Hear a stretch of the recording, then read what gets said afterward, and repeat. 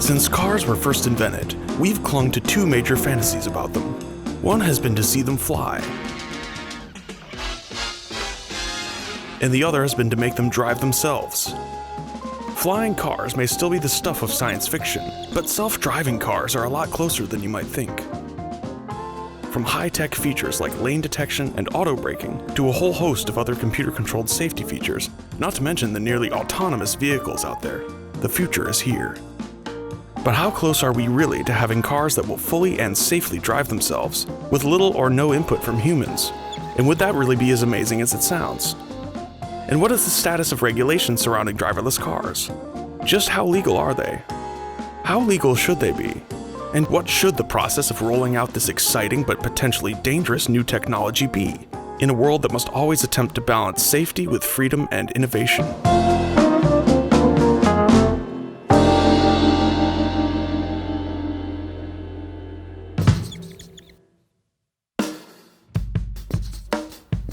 This is Anil Lewis. He lost his sight, and with it, his ability to drive, when he was 25. This was particularly devastating because of Anil's passion for driving. I had a Mustang convertible. It was the greatest experience in my whole life. Well, one of the greatest experiences in my whole life. And at the age of 25, over the weekend, due to retinitis pigmentosa, I lost enough of my vision so that I could no longer read my computer screen and, of course, no longer drive.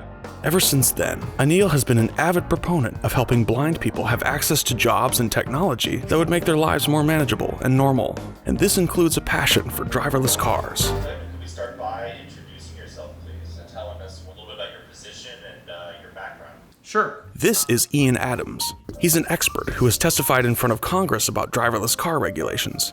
And he thinks these vehicles sound like a great idea too. I think the best thing that we can do for those who would benefit from self-driving technologies, which is to say virtually all of us, but in particular those who are disabled or in communities that do not have access to transportation as it currently exists, the best thing that we can do is take a permissive approach to regulation. We have a baseline, but then we allow firms that want to test and deploy this technology to do so in a manner that is responsible to that baseline.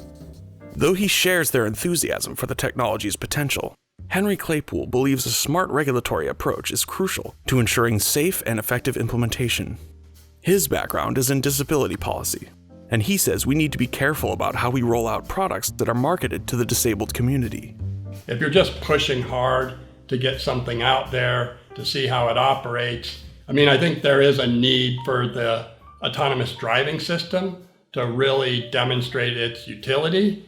But we can't allow that to get too far behind the need for the innovation to be applied to these vehicles and how they're built so that they function for all populations. So as we're developing driverless tech, we're hoping that people are taking into consideration accessibility features that will not only enhance the ability for blind people to use the tech, but also make it a better experience for everyone who's a passenger. All things being equal, experts agree that self-driving cars would be a wonderful thing to have, but a debate continues, centering on the best regulatory avenue to take. Self-driving cars have been around for a few years now, in varying stages of development, so it's a surprise to most people that they are relatively unregulated. A few states like California, Florida, Michigan, and Nevada have a few laws in place, mostly about testing. But most states don't have any regulations about driverless cars specifically. And the federal government? There are basically no laws about them at all, other than the ones that apply to all cars. So is this a problem?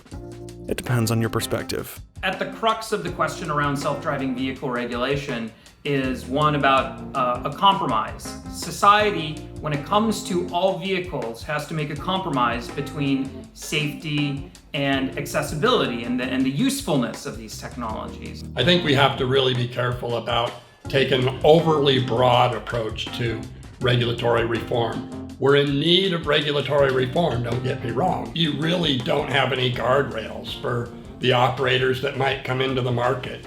All it takes is an accident where it's clearly the autonomous driving system that's to fault. And I think that puts a real chill on the general public's interest in this technology. Self-driving technologies can't prove themselves to be safer than any other type of technology without having time and miles on the road. And so long as they adhere to the baseline of federal motor vehicle safety standards and are as safe as those vehicles, which they are required to be by law, then we are at a good place. We are at a good place in terms of societal understanding and compromise to jump off from. In a driverless vehicle, you're not going to need a steering wheel, a gas pedal, brake pedal. And I know that's really difficult for people to understand because that's the control factor, and that's part of it too. I think a lot of people are afraid of losing control. What I would say to those who believe that safety or some standard of safety that is in advance of existing federal motor vehicle safety standards to which self-driving vehicles are already subject, more advanced standards should be imposed upon these vehicles as a condition of their deployment and their testing. I would say you're prioritizing the wrong element of safety. I think for safety to come first, it is necessary to get this technology out there, proven, and into people's hands. That is what's going to lead to safety. I don't know that that gets us to a place where we can really have autonomous vehicles driving, large rigs across the country. And so, not only is there that heightened potential for harm that we've discussed, but we really need to come to some consensus as a nation that this technology needs a path forward. And I'm hopeful that, level heads can come together and we can get to a point where we have reasonable guardrails established so that we can move forward with this technology. So where do we go from here? How do we balance our needs as a society for safety and mobility for all with the fact that this technology is still evolving and growing?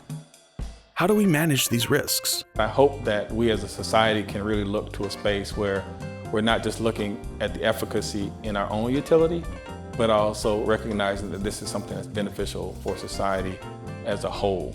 Because the intervention of driverless technology is not going to prohibit individuals who want to still drive, but the prohibition of the introduction of the driverless technology will prohibit individuals like myself who don't have that choice from doing so. At the end of the day, regulation is not what's going to make this technology safe.